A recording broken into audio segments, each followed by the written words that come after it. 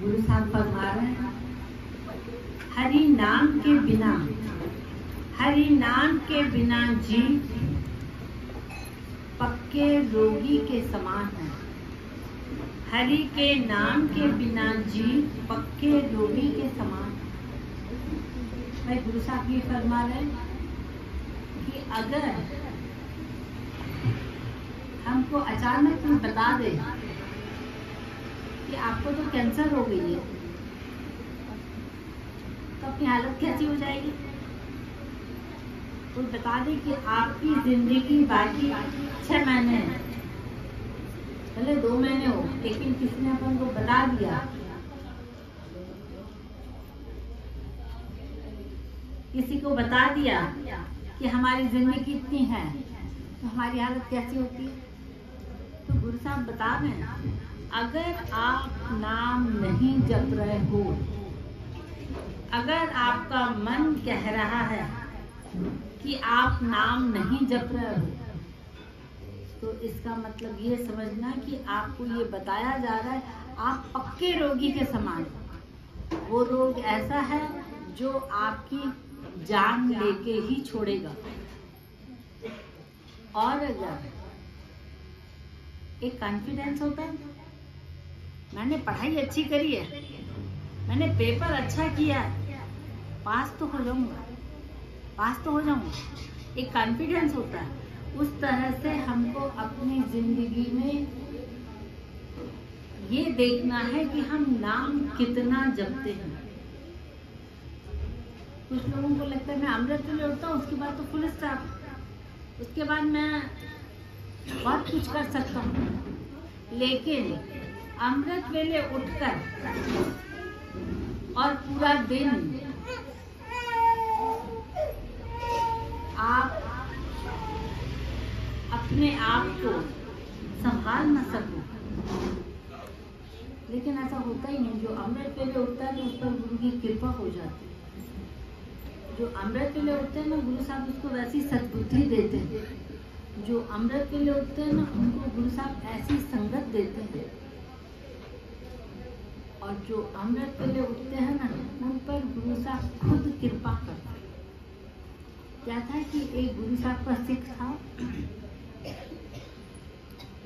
वो गुरु गोविंद सिंह साहब के बहुत करीब था, बहुत कहना मानता था। अब वो थोड़ा बड़ा हो गया, उसकी शादी की बात चलने लगी, उसकी शादी की तैयारी हो रही थी।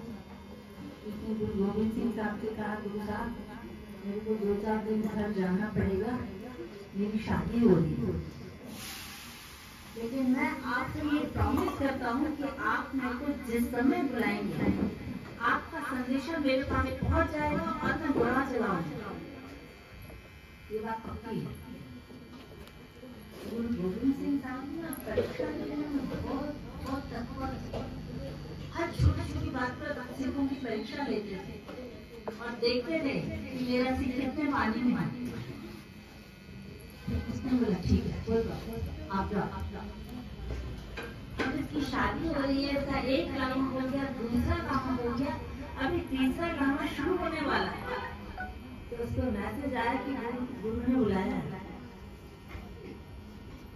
तो भाई सबने बोला ठीक है, गुरु साहब ने बुलाया, कोई बात नहीं, तुम जाओ, 4 लावे करके तो जाओ, नहीं लावे तो पूरा करके जाओ, शादी पूरी करके जाओ, फिर चले जाओ। बोला नहीं, मुझे जाना है, मतलब जाना। उसने सब कुछ छोड़ के और वो चला। ये चला तो कहीं रास्ते पर रात पड़ गई। पहले यात्रा करने की इतनी अच्छी सुविधाएं नहीं हुआ करती थी, तो रात पड़ गई। अब रात जहाँ पड़ी तो उसको वहां रुकना पड़ा। वहां रुका हुआ तो उसने देखा कि सामने एक बिल्डिंग है, उस बिल्डिंग में ना पूरी रात नाच गाना चल रहा है और म्यूजिक का बहुत अच्छा आवाज आ रहा है। ये परेशान भी था कि गुरु साहब के पास पहुंचना है और वहां भी परेशानी थी, तो लामा आधे में छोड़ के आया है। टेंशन तो था उसको, नींद नहीं आ रही। ये वहां से उठा और बोला देखता हूँ ये नाच गाना क्या है। ऐसे करके वो अपने कमरे से निकलकर उस जगह पर पहुंचा जहां पर नाच गाना चल रहा था। आप यकीन नहीं करेंगे कि वहां पर सीढ़ियों पर एक चौकीदार खड़ा था। जैसे ये अंदर आने की कोशिश करे तो चौकीदार उसको धक्का देके भगा दे। तो बोल नहीं रहा था, उसको धक्का देके भगा रहा था।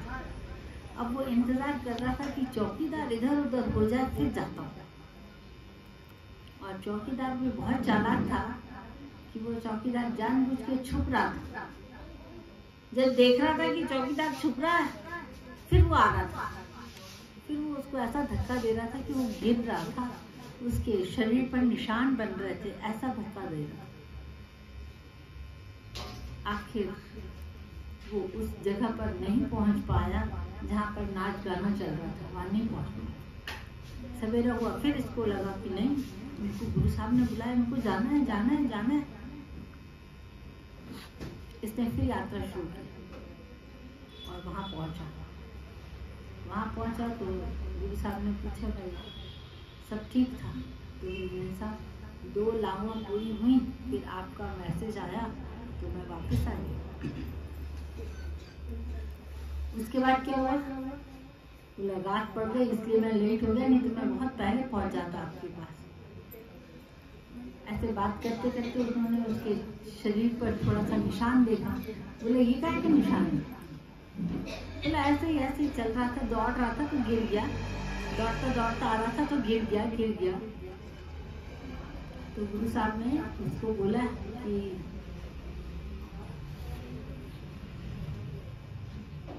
तुम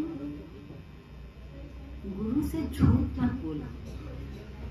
अगर तुमने गुरु से झूठ बोल दिया तो तुम्हारी सारी तपस्या, जितनी भी तुम्हारी भक्ति वो सारी भूल जाएगी। और ये बात सच है। अपन अरदास करते हैं, कभी कभी अपन अपने मन में ऐसी अरदास रहती है कि गुरु साहब मेरा ये काम कर दो, मेरा ये काम कर दो, मेरा ये काम कर दो, मैं 1.25 रुपए का कड़ा प्रसाद चढ़ाऊंगा। कुछ लोग बोलते मैं 21 रुपए का कड़ा प्रसाद चढ़ाऊंगा, कोई बोलेंगे मैं 101 रुपए का कड़ा प्रसाद चढ़ाऊंगा। अपन बोल तो देते हैं लेकिन अपन वो तोल नहीं पाते हैं।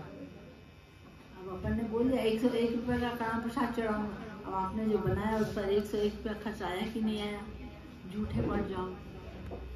तो इसीलिए अपन को गुरु के साथ कभी भी आप गुरु से अगर आपको कुछ चाहिए ना तो आप गुरु साहब को ऐसे बोलो, गुरु साहब मेरा वो काम करवा दो, मैं 5 जपजी साहब के पाठ करूंगा। गुरु साहब मेरा वो काम करवा दो, मैं 21 चौपाई साहब को पाठ करूंगा। गुरु साहब कृपा कर दो, मैं सुखमनी साहब को पाठ करूंगा। बाकी ये जो दुनियादारी का ये है, कड़ा प्रसाद बनाओ भी आप, खाओ भी आप, गुरु साहब को क्या मिल रहा है? कुछ नहीं। उन्होंने उसको बोला कि नहीं तुम झूठ बोल रहे हो।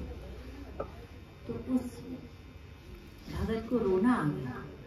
जो सच होता है वो तो सामने आ ही जाता है, उसको रोना आ गया। तो जैसे रोया तो उसने बोला कि सच बता तू कहाँ गया था?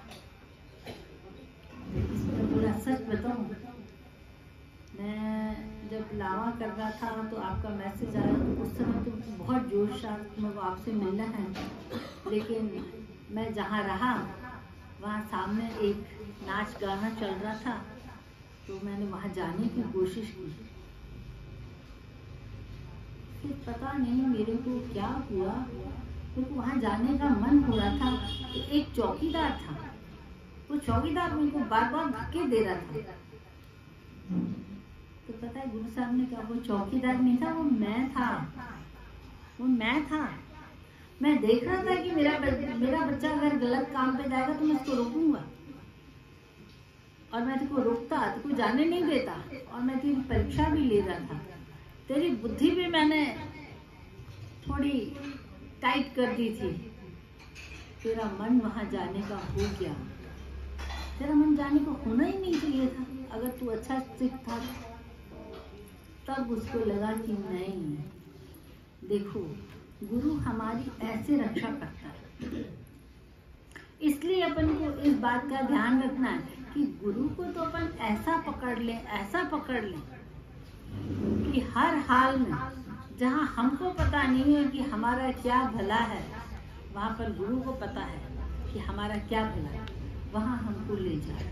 आप अरदास भी ऐसा किया करिए, गुरु साहब जिसमें हमारा भला हो, क्योंकि हमारा भला तो आप जानते हो, हम तो जानते नहीं। हमारा भला आप जानते हो, अब जिसमें भला हो वो आपका हो, तो गुरु की कृपा है। और ऐसी कृपा मैं आपको बता दूं, देहदारी गुरु करने में नहीं मिलती है। क्योंकि मैं देखिए, जो जैसा होगा वैसी उसकी ताकत होगी ना। अब देहदारी गुरु में इतनी ताकत नहीं होती, लेकिन गुरु ग्रंथ साहब में इतनी ताकत है, वो सब कुछ कर सकता है, सब कुछ कर सकता है। सपोज आपको रात को 12 बजे आपकी तबीयत खराब हुई और आपका गुरु दिल्ली में रह रहे हैं, अब आप क्या कर रहे हो? अब अपने गुरु को बुला रहे, फोन करो। अब हो सकता है 12 बजे फोन ना उठाए, अगर उठा भी ली तो वो पहुंच नहीं पाएंगे, और पहुंच भी गए तो वो क्या करेंगे? आखिर में पता वो कहते हैं, परमात्मा का भाणापन को मंजूर करना ही पड़ता है। लेकिन अगर इस जगह पर आप गुरु ग्रंथ साहब को गुरु साहब मानते हो और आपने गुरु साहब को अपना गुरु किया हुआ है, गुरु साहब के सामने आपने ये बात स्वीकार की है कि सच्चे पातशाह आज के बाद आप मेरे गुरु, मैं आपका दास, ये बात आपने बोल रखी है, तो पता है गुरु साहब कैसे भी किसी भी रूप में आके आपकी रक्षा करें। वो डॉक्टर हो, वो आपका फैमिली मेंबर हो, वो दवाई का रूप हो, कुछ भी रूप हो, वो आपकी रक्षा करें।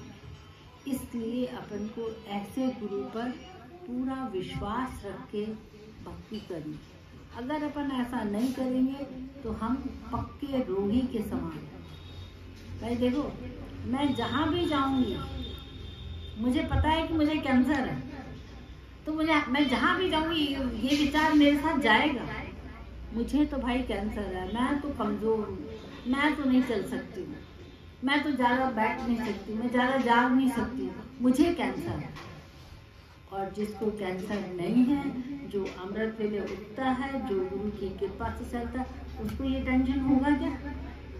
कोई टेंशन होगा ही नहीं। इसीलिए आप अपने परमात्मा को साथ रखो, ताकि हमको किसी प्रकार का टेंशन ना हो। हरि के नाम के बिना जीव बार बार दुखों से दुग्ध है, और दुग्ध होकर अतः नष्ट हो जाता है। जो तन वाणी को विस्मृत कर देता है, वह पक्के रोगी के समान है। वो शरीर जो परमात्मा को भूल जाता है, जो नाम नहीं जपता है। लेकिन मुझे लगता है अभी कलयुग में सभी लोग कोई किस रूप में, कोई किस रूप में परमात्मा का नाम तो जपते हैं, परमात्मा का नाम तो जपते हैं। लेकिन जो लोग परमात्मा का नाम नहीं जपते हैं और जो बाहर से दिखावा करते हैं, वो लोग आगे चलकर बहुत पछताते हैं। बहुत बोलना तो झक मारना होता है, वह हरि सब कुछ बिना बोले समझ लेता है। अभी आपके मन में क्या चल रहा है, परमात्मा को पता है। आप किस भावनाओं से भक्ति कर रहे हो, परमात्मा को मालूम है। आपको वैसी वो भावना के हिसाब से आपको फल दे देता है।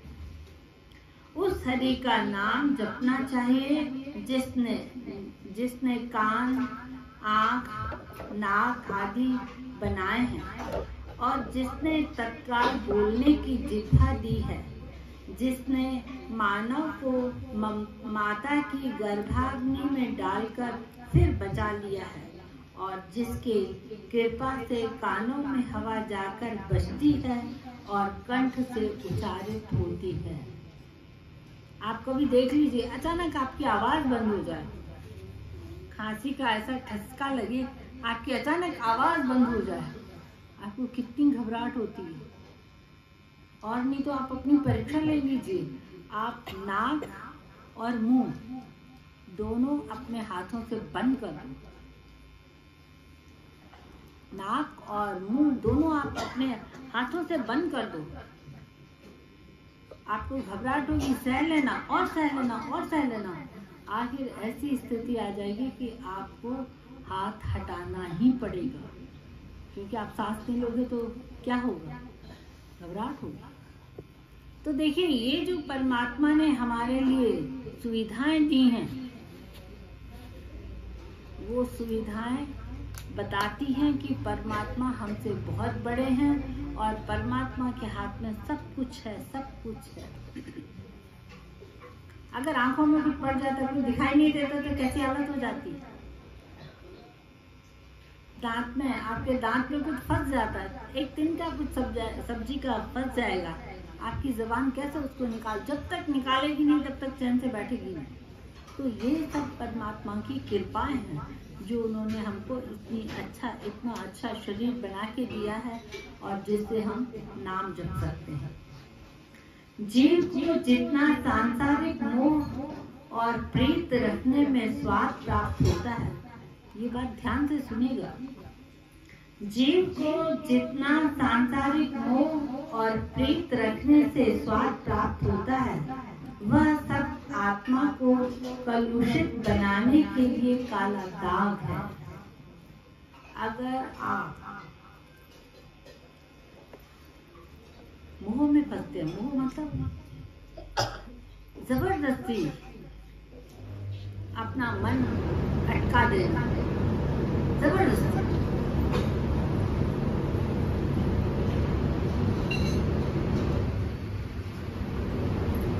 वो ऐसा है जैसे सफेद कपड़े पर अगर दाग लगा रहता है, काला दाग लग जाए तो कपड़े पर दिखाई देगा, सफेद कपड़े पर दिखाई देगा ना। अपन को ऐसा मोह नहीं रखना, अपन को प्यार करना। देखो, मोह की टेस्ट बहुत बड़ी टेस्ट होती है, मोह बहुत बहुत सूक्ष्म रहता है। आप देखो,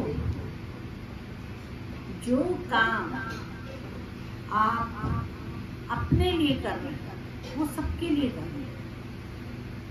जो काम आप अपने लिए कर रहे हैं, आप अपने बच्चे को टॉफी दे रहे हैं तो और बच्चों को भी आप टॉफी दे रहे हैं। ऐसे नहीं कि मैं अपने बच्चे को दे रहा हूँ, इस बच्चे को नहीं दे रहा हूँ, ये मोह है। मेरा बच्चा अच्छा खाए, वो खाए या ना खाए। ऐसी छोटी छोटी बातों में अपनी टेस्ट ले लिया करो। जो जीव इन दोषों के दागों को अपने मुंह पर लगाकर आगे चलता है, उसको हरि दरबार में बैठने को नहीं मिलता है। अभी आपने देखा होगा, नगर निगम वालों ने जिनका मकान थोड़ा रोड से बाहर बना हुआ है, तो उन्होंने वहां पर लाल निशान लगा दिया था, क्रॉस का निशान लगा दिया था कि ये दीवार तोड़नी है। ये नगर निगम ने चलाया था। उसी तरह से अगर हम मोह के दायरे में चलते हैं तो भगवान हमारे चेहरे पर भी काला दाग लगा देता है, और जिसको काला दाग लगा हुआ है उसको दरबार में बैठने को नहीं मिलता है। अब अगर अपन को दरबार में बैठने के लिए नहीं मिलेगा तो हमारा मानव जीवन ही व्यर्थ है। इसलिए अपने को अपना मानव जीवन सफल करना है तो अपन को पक्के रोगी के समान नहीं बनना है। हे प्रभु, तुम्हारी कृपा होने से ही तुम्हारे नाम का उच्चारण करने का अवसर मिलता है, जो आप सब लोगों को मिल चुका है। लेकिन अगर इस अवसर को लेकर हम हाथ खड़े करके सबको बोले, अरे मैं तो 4 बजे उठती हूँ, अरे मैं तो 4 बजे उठती हूँ। देखिए, जो अपनी अच्छी कीमती चीजें होती है ना, अपन उसको छुपाते हैं। आप देखो, गहने, अगर गहने आपने पहने हैं तो ठीक है, लेकिन अगर हाथ में तो आप उसको छुपाओगे। पैसे छुपाओगे, खाने की अच्छी चीज छुपाओगे। जो अपनी खास चीज होते हैं अपन उनको छुपाते हैं। आप अपने बच्चों को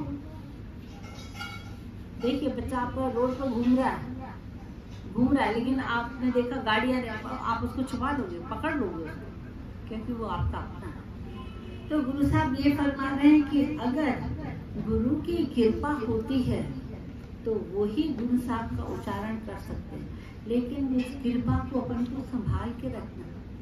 आपके पास बहुत सारे गहने हैं लेकिन आप संभाल नहीं रहे हो, रिजल्ट क्या होगा पता है? बहुत सारे पैसे हैं, संभाल नहीं रहे हो, क्या होगा? बहुत सारे बच्चे हैं, संभाल नहीं रहे हो, क्या होगा? तो अपन को उसको संभालना है।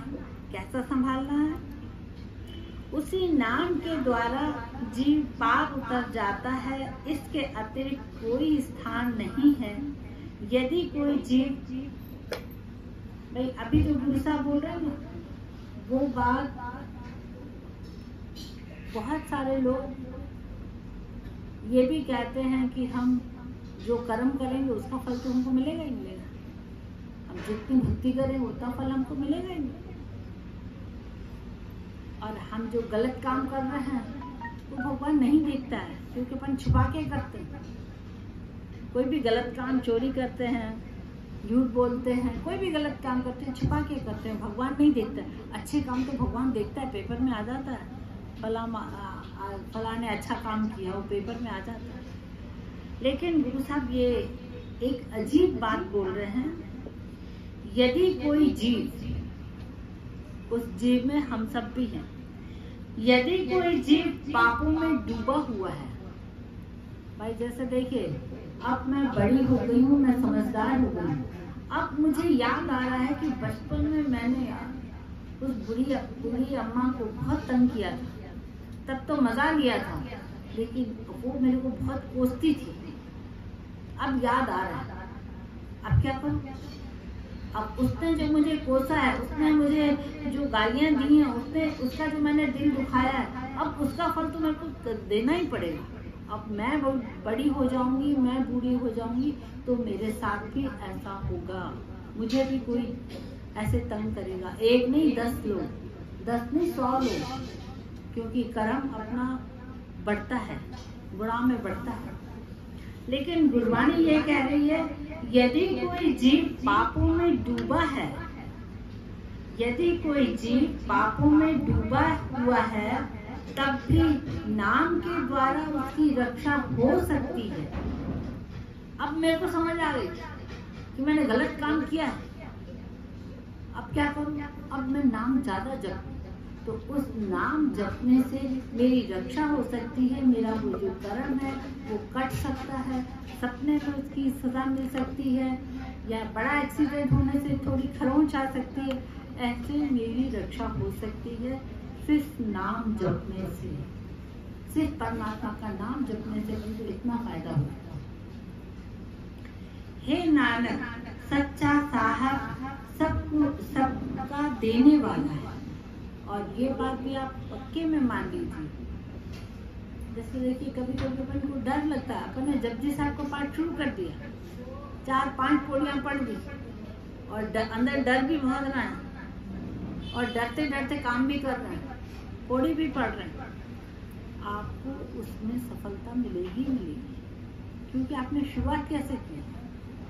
भाई हम लोगों का तो ऐसा होता था, एग्जाम देने जाते थे, जैसे पेपर मिलेगा ना, पेपर खोल के देखते नहीं थे कौन से क्वेश्चन आए, आंसर बुक में रोल नंबर लिखने से पहले एक ओंकार की पौड़ी पढ़ लेते थे। गुरु साहब अब मेरी बारी नहीं है, अब आपकी बारी है, हाथ मेरे हैं, दिमाग आप दीजिएगा, मैं जो लिखूंगा वो आपका होगा, हाथ मेरे लिखेंगे लेकिन लिखना आप। ऐसी भावना लेकर हम लोग पेपर देते थे, और गुरु साहब कृपा करते थे कि खुद ही लिखते थे, खुद ही लिखते थे। तो ये सब चीजें अपन को समझनी है, अपन को भक्ति करनी है, नाम जपना है, और नाम भी ऐसा जपना है जिस समय अपना गुरु साहब नाम स्वीकार करें। वो आप सब लोगों के पास मौका है, अमृत के लिए उठ रहे हो, नाम जप रहे हो, इस नाम को संभाल के रखो। कैसे संभालेंगे? कि इस नाम के बदौलत आपको ऐसा नहीं हो जाए कि नाम मैंने जपा है, मैंने नाम जपा है, अब मैं कुछ भी कर सकता हूँ, किसी की दिल दुखा दो, किसी को डांट दो, किसी को मार दो, किसी का हक खा लो, नहीं। जो नाम जपते हैं वो इन चीजों से ज्यादा डरते हैं कि अपन को ऐसा कोई काम नहीं करना है जिससे हमारे नाम की वैल्यू कम हो जाए, इसलिए अपन को नाम जपना है। बोल गुरु नानक देव की, बोल गुरु गोविंद सिंह महाराज की जय। एक ओंकार